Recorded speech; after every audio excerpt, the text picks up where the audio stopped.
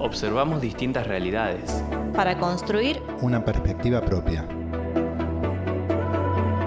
Cíclope.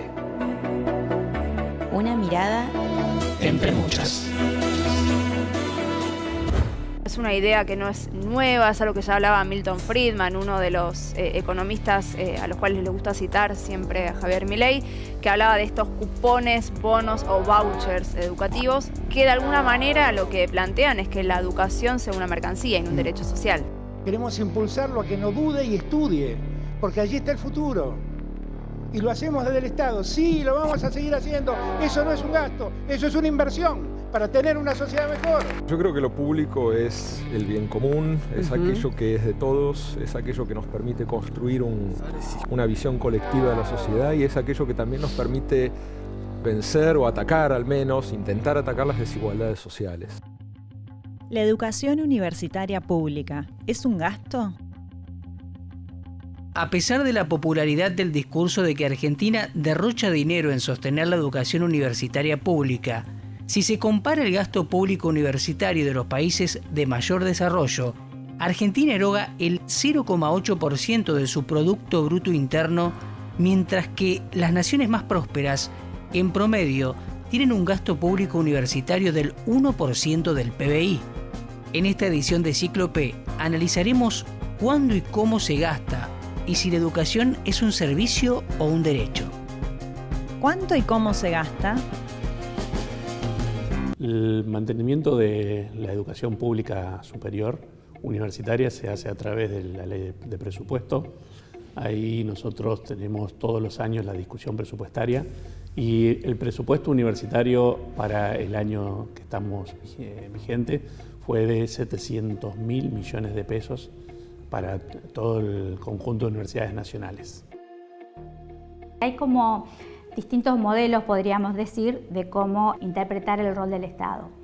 Por un lado, quienes pueden adherir a pensar la educación como un gasto en el marco de políticas que tienden a desentenderse del financiamiento educativo. Nosotros tenemos distintos periodos en el que esto ha ocurrido. El más inmediato es el de las transferencias de escuelas de educación media e institutos de educación superior de la Nación a las provincias.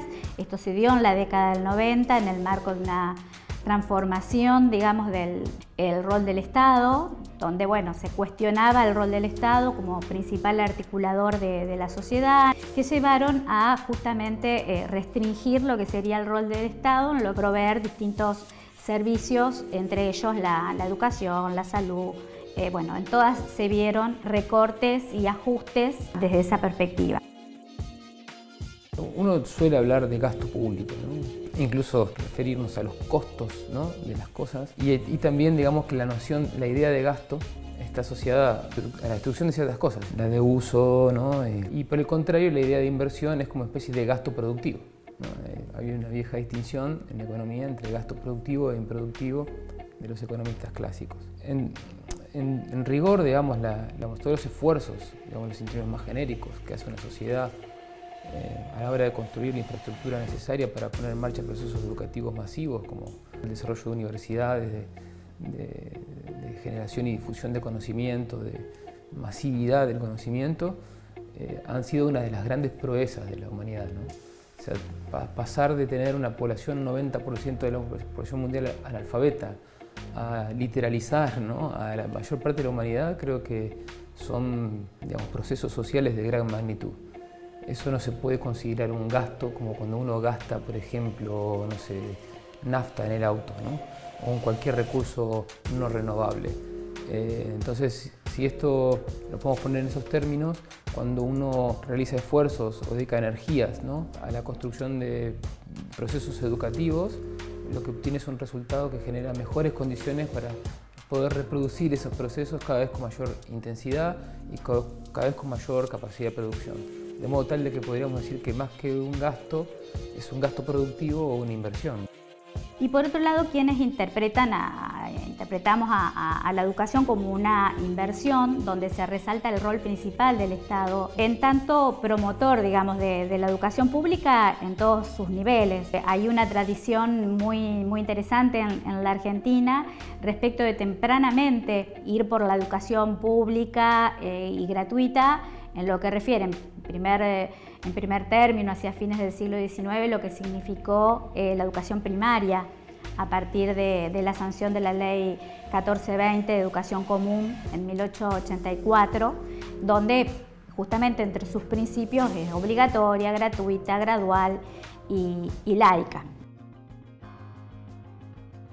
Actualmente hay 9 países en el mundo en los que se puede acceder a una educación universitaria no arancelada: Argentina, Cuba, Uruguay, Finlandia, Alemania, Ecuador, México, Noruega y Grecia. ¿La educación es un servicio o un derecho? Bueno, ese presupuesto que el Estado Nacional lo destina es una inversión estratégica.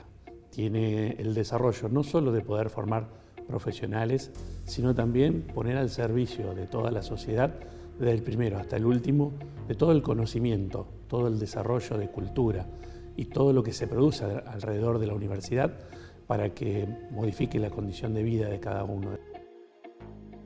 Cuando uno agarra las teorías convencionales sobre el desarrollo económico, el crecimiento económico, hay elementos que no están, digamos, incorporados directamente en los factores de producción clásicos. El capital, el trabajo, la tierra, que son de alguna manera los elementos típicos con los que se analizan los procesos de crecimiento. Y ese elemento, digamos, distintivo, característico, es en el conocimiento.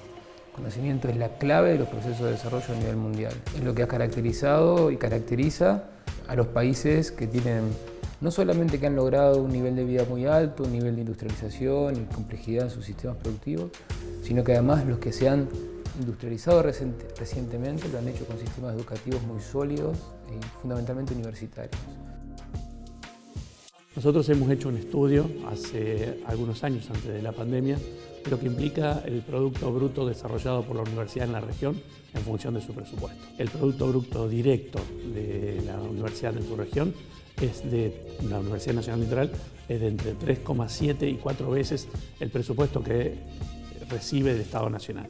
Ni qué hablar con el desarrollo de un montón de conocimiento que se acerca a las empresas, que generan riqueza y que fundamentalmente también generan mayores oportunidades en la región, tanto de trabajo como para nuestra economía. Muchas discusiones hubo acerca de cómo medir los beneficios de la educación universitaria o cualquier nivel educativo. Digamos que tenemos dos dimensiones. Una que es más o menos evidente, que es lo que algunos economistas llaman la renta educativa, es decir, cuál es la diferencia de lo que vos vas a ganar a lo largo de tu vida si te gradúas como universitario o no. Y eso se puede medir, se mide con bastante facilidad. Pero además hay aspectos cualitativos, cuyas mediciones son más difíciles, ¿no? Como decir, acá hay un beneficio monetario, ¿no? o económico estricto. Son cambios en la calidad de vida, ¿no? Entonces son mejoras cualitativas en los modos en que vivimos en sociedad. Ver de qué modo la universidad contribuye, como de hecho lo viene haciendo, a atender las diversas problemáticas sociales, tanto nacionales como regionales y también globales, con sus investigaciones, con sus hipótesis de trabajo, con la extensión al medio social, que es un espacio también central de interlocución y de acercamiento con las distintas problemáticas y temáticas de nuestras sociedades.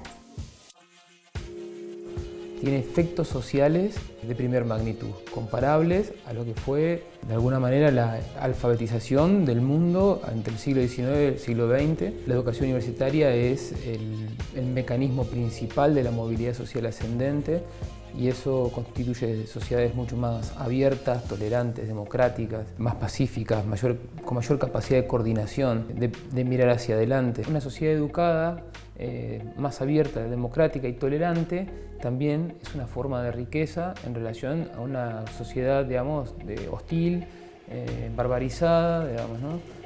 O que prioriza la violencia antes que la palabra, ¿no?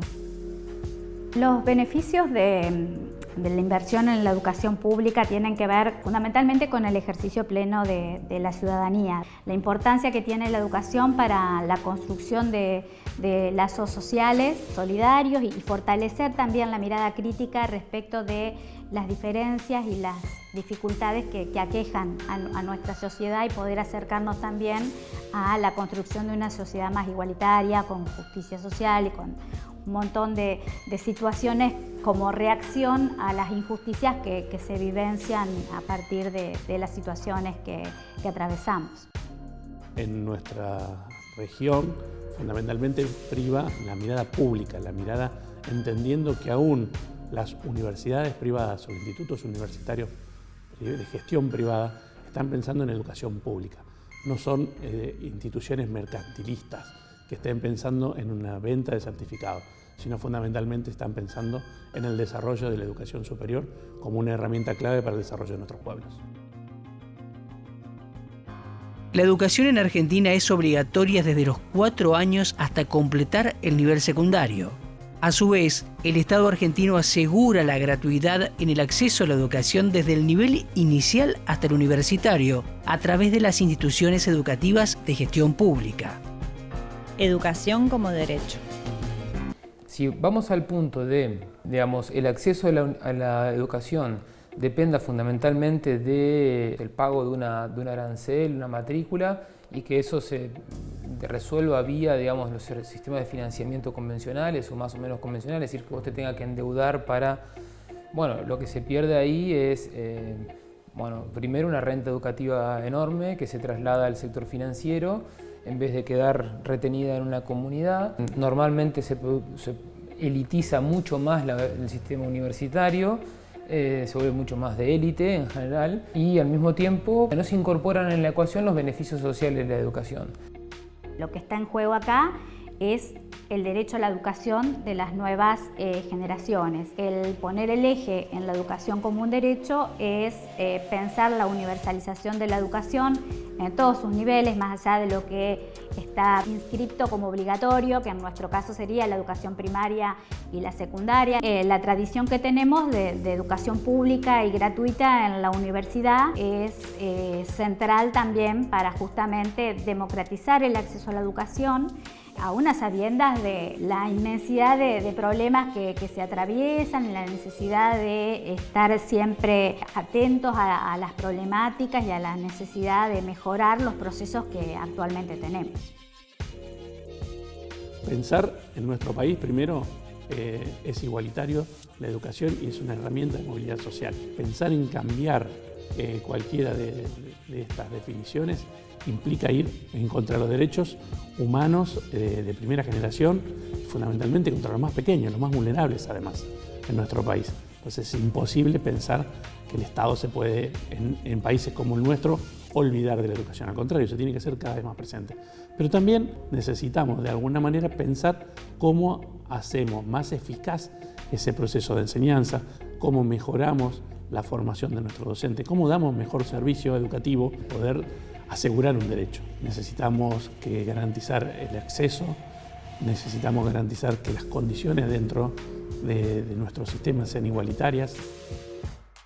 Podemos recorrer muchas familias, como por ejemplo la mía, que mis abuelos eran analfabetos, mi madre terminó en la universidad pública, en la Universidad Nacional del Litoral, y yo pude hacer la Universidad Nacional del Litoral, el grado y después el posgrado en la Universidad Nacional de Rosario. Esa velocidad de ascenso social no te lo da cualquier sistema, ¿no? Es la Argentina con ese enorme activo histórico que ha conquistado. Creo que además para la Argentina, en la historia política, social y cultural de la Argentina, lograr la universidad pública gratuita, y de excelencia, ha sido una conquista que ha atravesado distintos tipos de gobiernos, distintos tipos de ideologías y constituye uno de los núcleos de nuestra, fundación cultural.